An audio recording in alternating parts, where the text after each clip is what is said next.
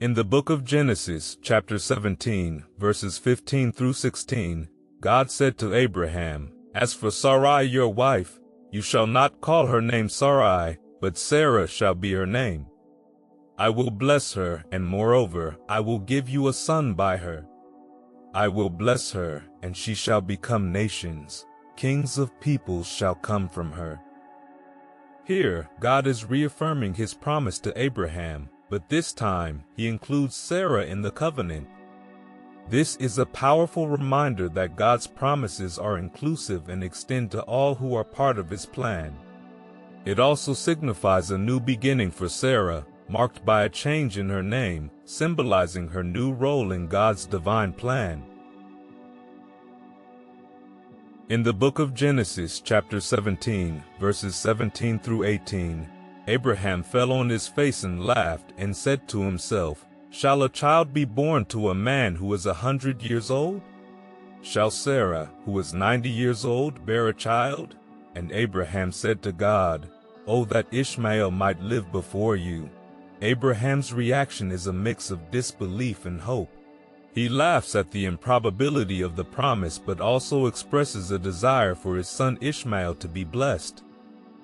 This shows the human side of Abraham, filled with doubts and concerns, yet still holding on to hope.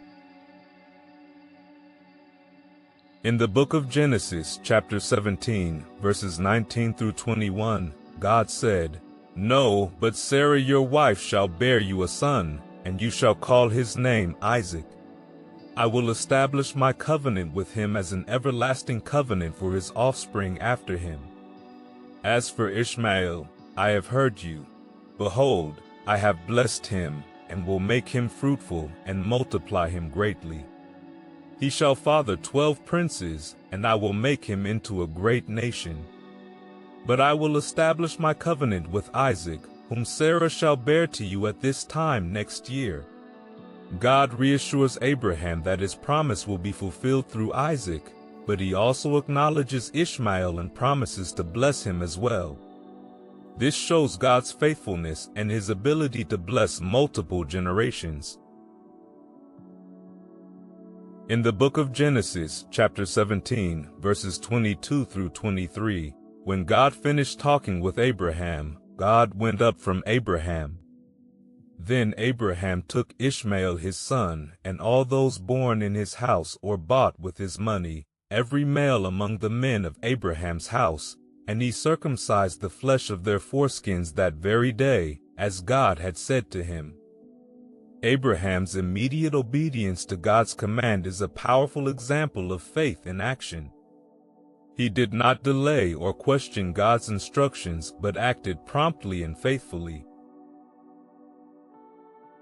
In the book of Genesis, chapter 17, verses 24 through 27, Abraham was 99 years old when he was circumcised in the flesh of his foreskin. And Ishmael his son was 13 years old when he was circumcised in the flesh of his foreskin. That very day, Abraham and his son Ishmael were circumcised. And all the men of his house, those born in the house and those bought with money from a foreigner, were circumcised with him. This passage highlights the inclusivity of God's covenant. It was not just for Abraham and his immediate family, but extended to all the men in his household, regardless of their origin.